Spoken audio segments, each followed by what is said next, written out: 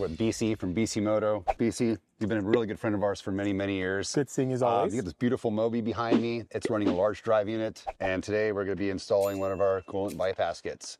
We're going to save your motor from flooding. Yeah, that sounds good. I drive this thing a lot, and the last thing I want is a mishap out there on the road. All right, well, we got these cool little boxes. People laugh at them, but the reason we designed this way, it goes right into a flat rate shipping box. Oh, there you go. And since we're a bunch of nerds around here, they always that's cool. Look at that. Enjoy your candy. And one of my favorite colors, blue and pink. There we go. Matches the other one. There you go. So this is the bypass kit. What it does is just basically take the fluid and stops it from going into the rotor where that faulty seal is.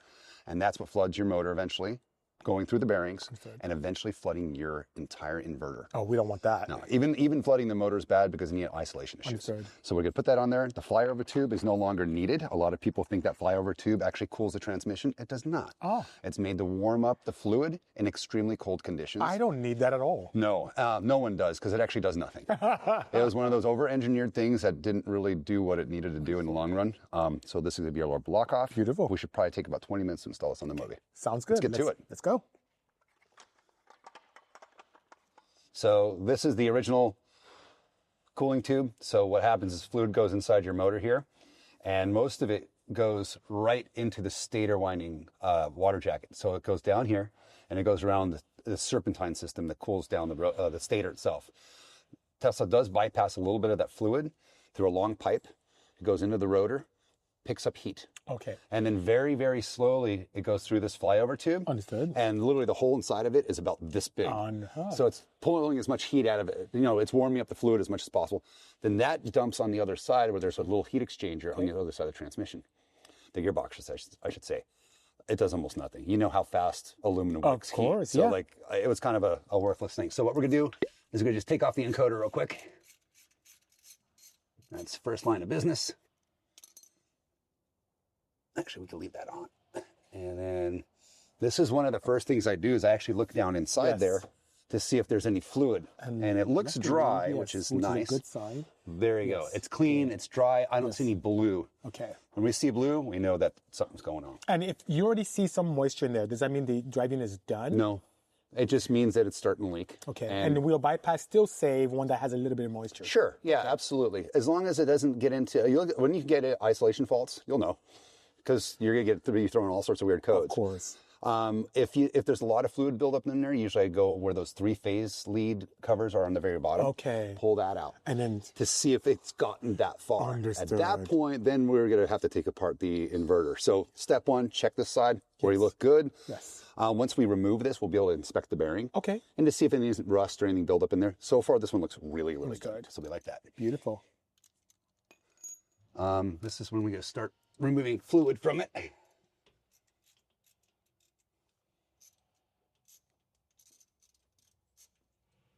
I'm so glad you're getting this done. Yes. All your driving is an EBs. Just give me a list. I'll just send you a bunch of them. Good.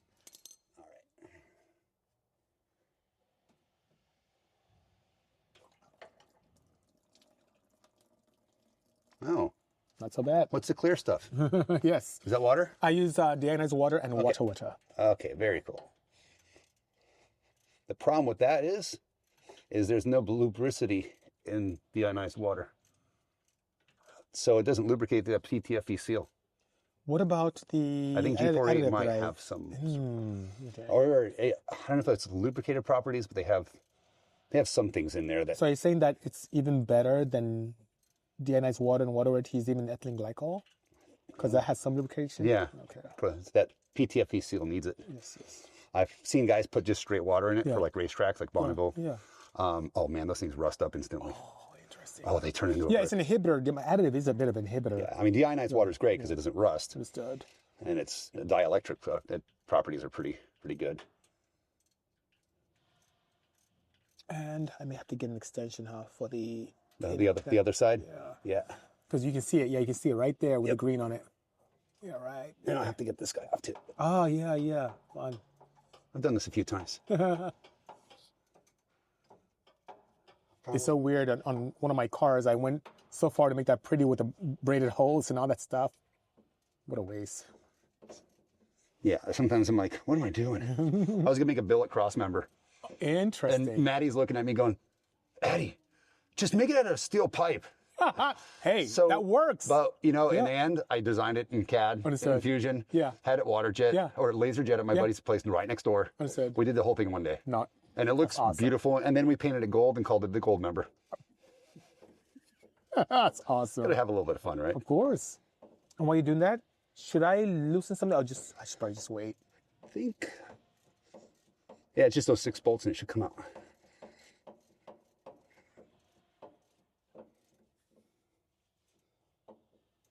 Yeah, one of my cars, I'm really worried about it. Really worried. So let's. So above and beyond isolation faults, are there any noises that you may hear? If you hear noises, it's too late. Yeah. I've seen rust in the rotors. Understood. And then you can hear a little bit. It's such a high frequency. Understood. You'll think it's a gearbox, but usually they don't make a sound. You'll just start getting faults. Yeah, it's not. It doesn't really give you much warning. Understood. Now we can pop this guy off. Yay. Right? And then these 6.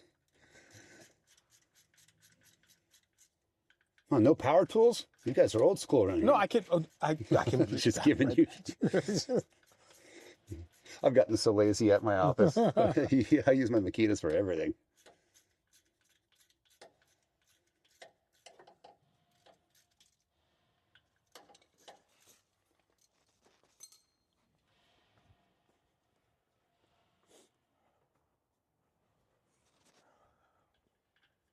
Nice here that we don't have to actually drop the subframe of this car because this is designed specifically to hold this motor up.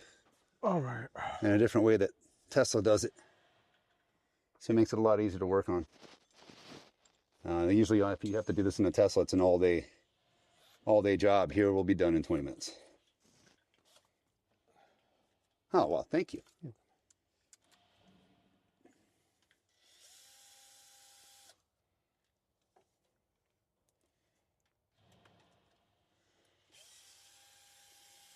So these ones we got to be careful with. Okay. See, they have RTV on them. Yes, yes, yes. So when you pull them out, sometimes when you push them back in, it pushes the RTV in. Understood. Strips them. So they'll never seat. So I got them in a little tiny drill. Yeah. So if you have a drill smaller than that, so we don't hurt the. Yes, the threads. I like to drill out that little end at the very end down in there. We can do that. Don't ask me how I know they strip out. Because you've done that before.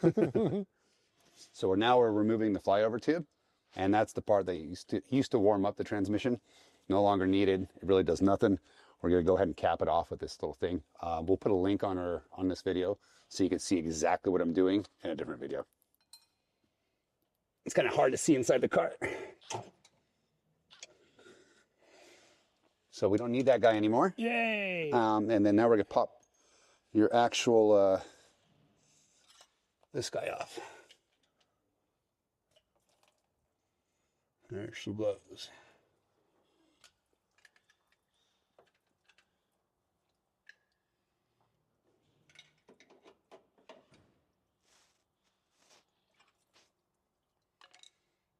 You got a very nice looking motor here, BC. Thank you, sir. Everything looks good. So this one wasn't compromised yet, but it's just a matter of time. So basically at this point, so this is the faulty part. So there's a little tiny PTF seal in here, goes around this rotor. And this thing's spinning so fast, it eventually just wears these out. And then once they start to leak, you'll get fluid around the encoder ring, and it'll work its way through the bearing, down inside the motor, then eventually into the inverter. So we're getting rid of this guy and replacing it with this guy. So this does, it keeps the fluid going straight into the stator and bypasses the whole entire rotor. Let's put a little beater all the way around there. Try and make sure that I have, let me clear this out. I'll pull off some of this old stuff. Yeah, so go around the outside perimeter. 2 trailer park girls go around the outside. Uh-huh. Get a little crazy with the cheese whiz. Your gloves too. It's okay. Thanks for offering the gloves now since I'm dirty. All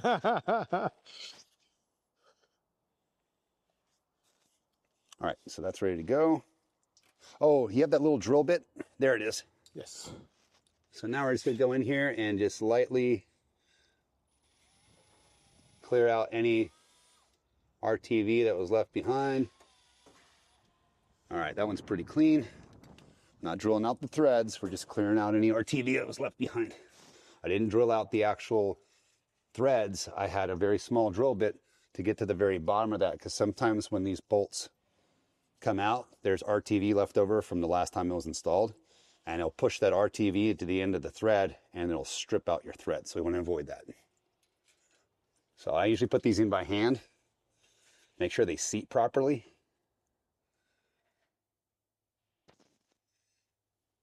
I'm a mess. That is pretty. That's a very attractive piece there, sir. See, we put some bling on Bisi's Yes, car. yes, I love it. So when they look through the wheels, we'll see a little bit of something there.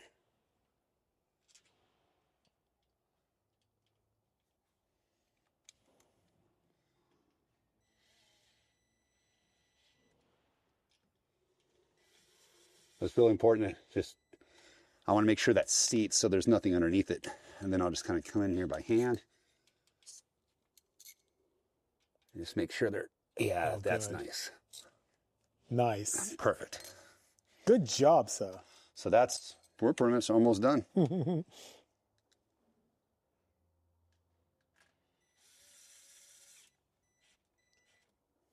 So when you're done with this, how long do you allow the sealant to dry? Go drive it right now. Because there's no fluid that's being held in by it. Understood. We're just keeping the elements out. Of course. That's all. Okay. So you're good to drive it right away. Beautiful. There's no pressure.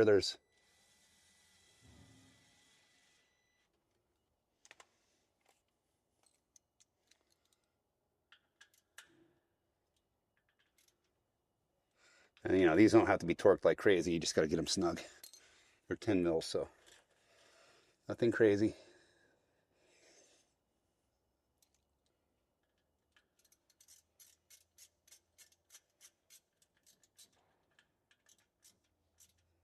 All right, so that's all good. Clean this guy up a little bit.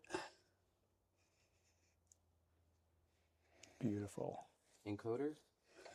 Yeah, we don't need that. Who cares which direction it's going, as long as it's going fast, right? Yes, yes.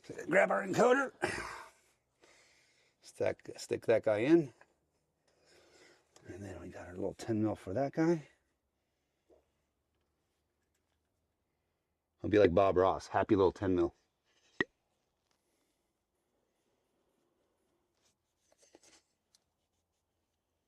If I don't clean my hands now, I'll get this all over everything later. So this is replacing the other side of the flyover tube. So fluid used to go through here. We want to cap that off so no fluid comes back out the other direction. So we're going to put this little peanut stop, we call it.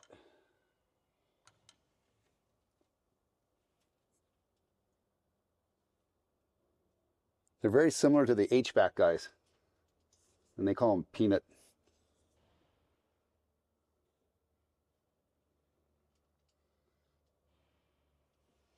I think I got it.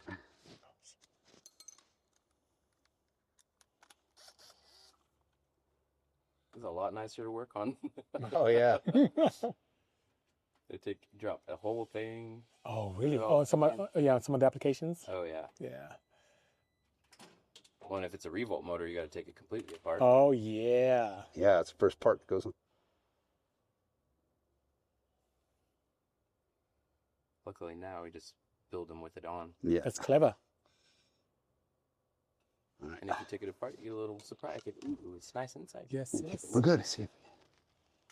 Done. Except for What was that? Look at the camera. almost done. One more part. So connect back up the hoses.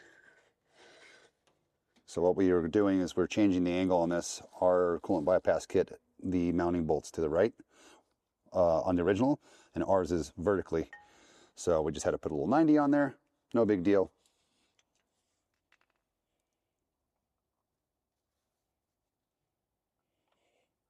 They're always fun to get off, aren't they?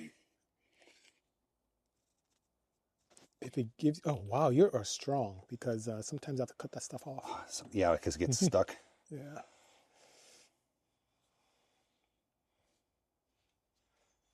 That brass is killing your entire beautiful plate there. It's okay, buff it out. I look gold. Exactly.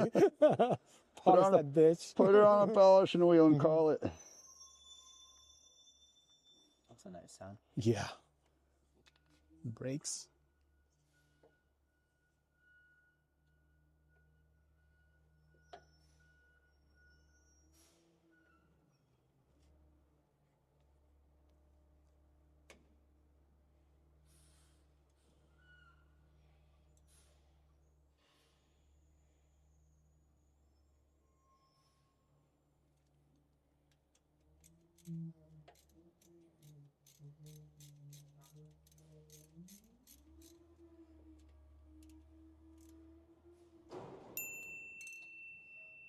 Should be good to go. Top off your coolant, run the pumps and burp it. Okay, sounds good. Here's how many grams we saved. Oh my God. Oh wait, we got this and this too. So your car's that much faster. It's so heavy. Oh. Okay. All right.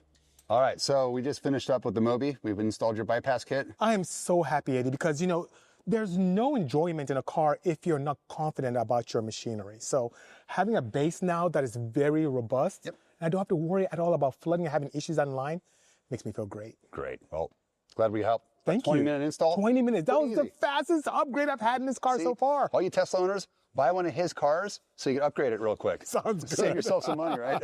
Thank you, Eddie. Appreciate you. You're awesome. Hey, thank you. Like, subscribe to our channel. Check out Bisi's channel. He's got way cooler stuff than we'll ever have. I mean, this guy has forgotten more about cars than I'll ever know. Thank you, guys. See you soon.